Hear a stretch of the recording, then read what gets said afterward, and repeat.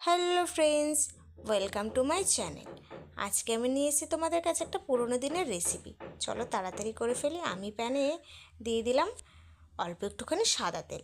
তেলটা যে গরম হয়েছে, আমি এক এক করে চাল কুমড়ো দিয়ে দেবো। এখানে আমি 600 গ্রামের মতো চাল কুমড়ো নিয়েছি। চাল কুমড়োটাকে আমি আগে থেকে কেটে ধুয়ে রেখেছি, মানে গ্রেটারের মাধ্যমে ঘষে নিয়েছি ছোকলাটা ছাড়িয়ে। আর দিয়ে দিলাম স্বাদ মতো নুন আর পরিমাণ মতো হলুদ দিয়ে ভালো করে নেড়ে চেড়ে নেবো, যতক্ষণ না চাল কুমড়োটার সাথে নুন হলুদ পুরোপুরি মিশে যায়।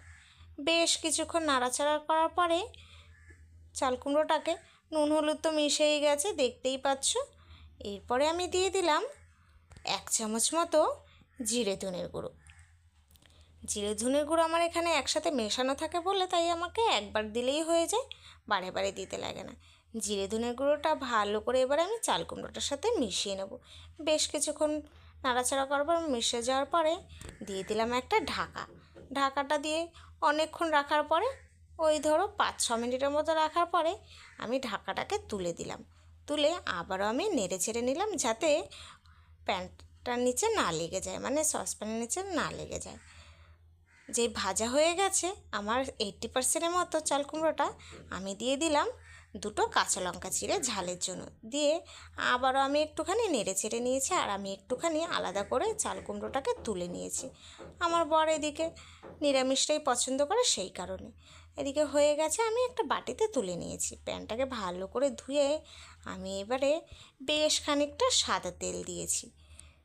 তেলটা যেই গরম হয়েছে, ওই ইলিশ মাছের মাথা নুন হলুদ মাখানো ইলিশ মাছের মাথাটা দিয়ে দিয়েছি।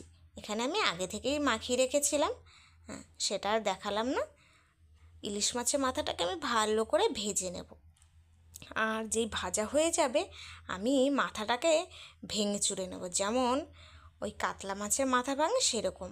কারোর মাথা তো ভাঙতে পারবো না, তাই এটার উপরেই রাগ দেখাই।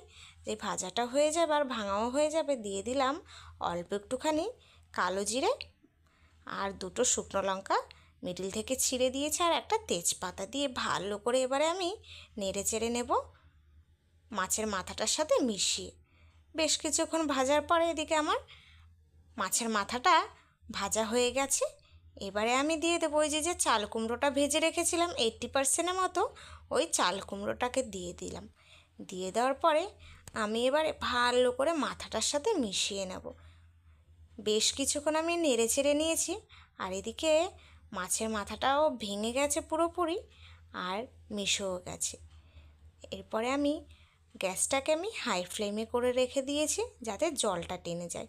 জলটা টানার পরে দিয়ে দিলাম স্বাদ মতো একটুখানি চিনি, যাতে নুনটাকে ব্যালেন্স করে আর একটুখানি মিষ্টি ভাবটা চলে আসে, সেই কারণে চিনিটা দিয়ে ভালো করে এবারে আমি মিশিয়ে নেব বেশ কিছুক্ষণ। আমার অলরেডি চাল কুমড়োটা রেডি হয়ে গেছে মাছের মাথা দিয়ে। বেশ কিছুক্ষণ নাড়াচাড়া করার পরে এদিকে দেখো আমার চাল কুমড়োটা রেডি হয়ে গেছে। এরপরে আমি নামিয়ে নেব। যদি এই পুরোনো দিনের রেসিপিটা ভালো লেগে থাকে, মানে চাল কুমড়ো দিয়ে মাছ ইলিশ মাছের মাথা দিয়ে রেসিপিটা যদি ভালো লেগে থাকে, তাহলে প্লিজ লাইক করো ভিডিওটা, আর আমার চ্যানেলটাকে অবশ্যই সাবস্ক্রাইব করো। আর এটা তোমরাও বাড়িতে করো। এটা আমার মা শিখেছিল দিদার কাছ থেকে, আর আমি শিখেছি আমার মার কাছ থেকে পুরোনো দিনের রেসিপি। কেমন হলো জানিও।